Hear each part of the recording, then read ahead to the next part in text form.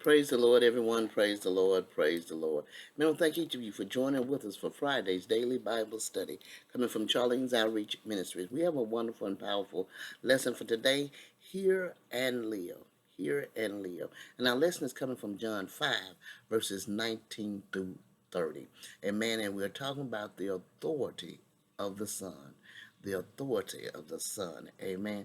This is a great and powerful lesson, but before we get started, I want to ask if anything is said touches your heart, soul, or spirit. If you have any questions or comments, please feel free to jot them at the bottom of the screen below, and I will get to them as soon as possible.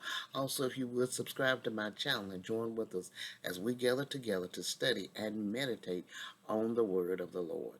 Amen. We're going to get ready to move right into our lesson, but first we're going to have prayer. Dear God in heaven, we thank you, Father. We thank you that you are wonderful and that you are our counselor. We thank you that you are God Almighty, and beside you there is none other. We thank you that you are everlasting Father and our Prince of Peace. We give you the glory, the honor, and the praise. Father, we thank you for being with us, watching over us, and guiding us, Father.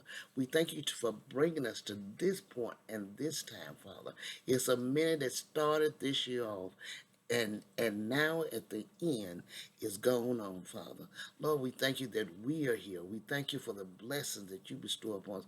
We thank you for giving us the understanding to manage and deal with the sorrow, the disappointment, the loss of those that has gone on during this year, Father. We thank you, Father, for guiding us and leading us in your true path of righteousness, knowing that you know what's best in all things, Father. In the mighty name of Jesus. Lord, we give you the glory, the honor, and the praise. Father, as we go into your word, we thank you, Father, that our eyes is open and we see.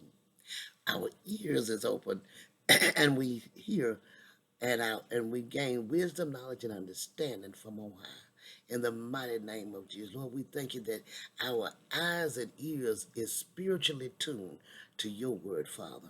In Jesus' name we pray. Amen.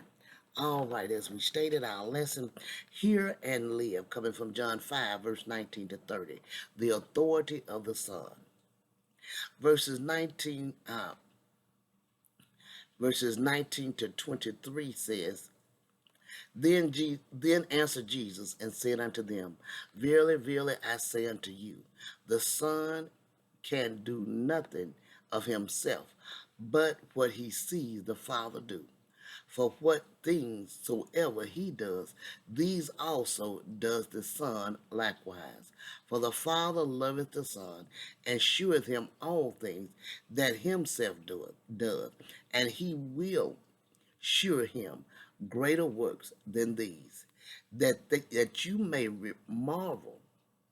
For as the Father raises up the dead, and quickeneth them, even so the Son quickeneth whom he will. Amen. This is a powerful and wonderful lesson. We look at this and see that God is able to do all things, and he will do those things that he know to be necessary and best for us at this time. We ask the Father to give us wisdom, knowledge, and understanding, but we do realize that there are many things that we will never truly get a grasp on in this world, and neither to the world to come. It's just like, we have a president. We're all a man and woman, but we do not have the knowledge or understanding of everything that's going on in the White House, no matter who we are. No one has all the information. Amen. So it is with God. We know that his knowledge is above all knowledge, and that we will never have the knowledge that he has. Amen. We know the divine power of the miracle proved Jesus to be the Son of God, and he declared that he worked with and like unto his Father as he saw good. These accent enemies of Christ understood him and became more violent, charging him not only with Sabbath breaking, but blaspheming in calling God his own Father, and making himself equal with God.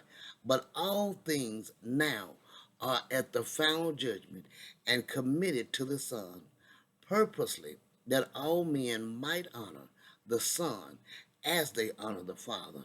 And everyone who does not thus honor the Son, whatever he may think or pretend, does not honor the Father who sent him. You cannot uh, honor the Father and not honor the Son. We must honor both, and we must believe in Jesus Christ, that God, whom God sent. Amen. That we may have eternal life. Amen. There is no other way, as the Scripture says. Verse 24 to 27 says, "Verily, verily, I say unto you, he that heareth my word and believeth on him that sent me hath everlasting life, and shall not come into condemnation, but is passed from death into life." Verse 25 to 30, continuing on, "Verily, verily, I say unto you, the hour is coming, and now is, when the dead shall hear the voice of the Son of God, and they that hear shall live.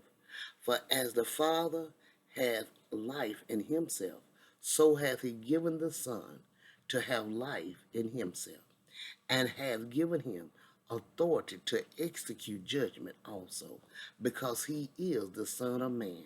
Marvel not at this, for the hour is coming, in the which all that are in the graves shall hear his voice, and shall come forth, they that have done good unto this resurrection of life, and they that have done evil unto the resurrection of damnation. I I can of mine own self do nothing. As I hear, I judge, and my judgment is just, because I seek not my own will, but the will of the Father which has sent me. Amen. As we know that our Lord declared his authority and character as the Messiah, the time was come when the dead should hear his voice as the Son of God and live. Our Lord first refers to his rising those who were dead in sin, so newness of life by the power of the Spirit, and then to his rising, raising the dead in their graves. The office of judge of all men can only be exercised by one who has all knowledge and almighty power. We believe his testimony. Thus, our faith and hope will be in God, and we shall not come into condemnation. And may his voice reach the hearts of those dead in sin, that they may do works meet for repentance, and prepare for the solemn day our Lord returns, to his declaration of the entire agreement between the Father and the Son, and declared himself the Son of God. Amen. As we know, he is the Son of God, and because he is the Son of God, he is the one that came and give us the ability to have eternal life, to have salvation. Amen. And as we know that as we await his return, that he has the power to awaken from the grave and from the dead, and that when he come back again, his voice will will speak, and our bodies that are dead in Christ will have the quickening power that we need to rise from where we are. Amen. From the dead. Amen. This is a powerful lesson. I pray you meditate on this lesson and have a wonderful and blessed day. God bless you.